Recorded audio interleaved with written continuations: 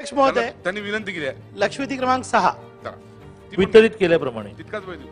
अध्यक्ष महोदय, आज इस लक्षवेधी के माध्यम से मैं जो लक्षवेधी में सम्मान्य मंत्री महोदय ने कबूल किया है 30 लाख लोगों के लिए न्याय मांगने के लिए खड़ा हुआ हूं।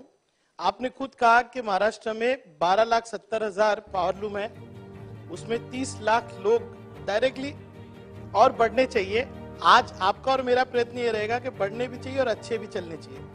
अध्यक्ष महोदय, भिवंडी, मालेगांव, इच्चलकरंजी, शोलापुर सबके लिए आज न्याय मिलना चाहिए। मैं बड़ी उम्मीद से आज यहाँ पर खड़ा हुआ हूँ। अध्यक्ष महोदय, सबसे पहले तो चंद्रकांत दादा का धन्यवाद कि उन्होंने महाराष्ट्र को टेक्सटाइल पॉलिसी दी और अब ये टेक्सटाइल पॉलिसी अध्यक्ष महोदय 8 साल तक रहेगी। लेकिन दादा, नम्रपने से मैं आपसे कहना चाहता हूँ, पूरे टेक्सटाइल पॉलिसी को मैंने वर्ड बाय वर्ड पढ़ा है। पूरे टेक्सटाइल पॉलिसी में पावरलूम शब्द ही नहीं। और अगर आप देखेंगे, आप सबसे पहले कह रहे हैं कि आपको 25,000 करोड़ का आपको इन्वेस्टमेंट चाहिए, 5 लाख लोगों को आप जो है नौकरी देने वाले। मैं आपको ये एक हिंदुस्तान टाइम्स का आर्टिकल दूंगा। आप पॉइंटेड प्रश्न पूछिए। मैं एकदम पॉइंटेड पूछूंगा, एकदम पॉइंटेड पूछूंगा। बहुत बड़ा विषय है अध्यक्ष महोदय। ये गुजरात गवर्नमेंट की सूरत की पॉलिसी है, उसका इंपैक्ट क्या होने वाला है। अध्यक्ष महोदय, बहुत सीरियस महाराष्ट्र का मुद्दा है ये। अध्यक्ष महोदय, आज आप कह रहे हो कि हम सब्सिडी देने वाले हैं, हम कैपिटल के अंदर मदद करने वाले। मैं 91-7 के अंदर जब गवर्नमेंट ऑफ इंडिया ने टर्फ लाया, तब से लेकर आज तक कितने लोगों को बेनिफिट मिला?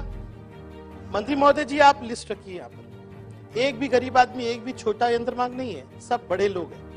इसलिए मैं कह रहा हूं, मेरा पहली पॉइंटेड क्वेश्चन आपसे ये, क्योंकि सरकार से चूक हुई है। टेक्सटाइल पॉलिसी एक बहुत वास्ट सब्जेक्ट है, इसमें बड़े लोगों का भला तो होगा, लेकिन हमारे जैसे छोटे लोगों का नहीं होगा।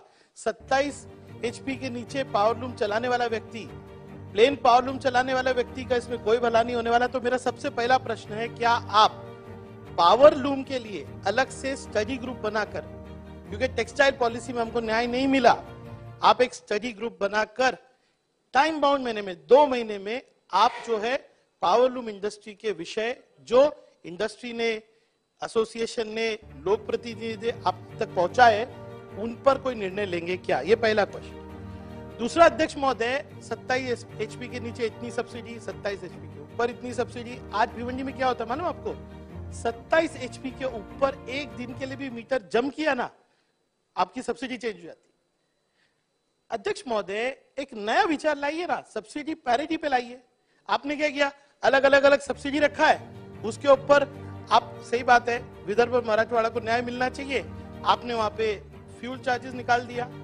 यानी मैं अगर मराठवाड़ा में कपड़ा बनाऊं और भिवंडी में बनाऊं तो अलग अलग है। मेरा प्रश्न ये है कि ये पैरिटी आप लाएंगे क्या?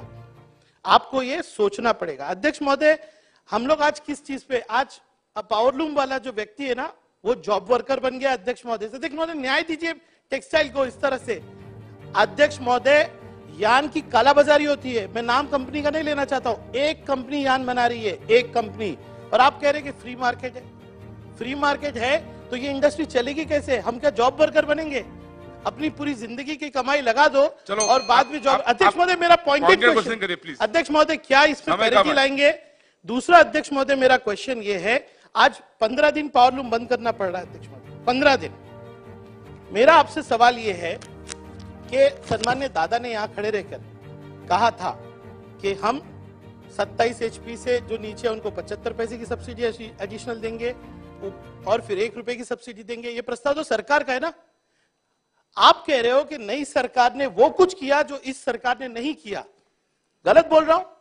आज पूरे महाराष्ट्र को आप कह रहे हैं कि महाराष्ट्र को महाविकास आघाड़ी ने न्याय नहीं दिया।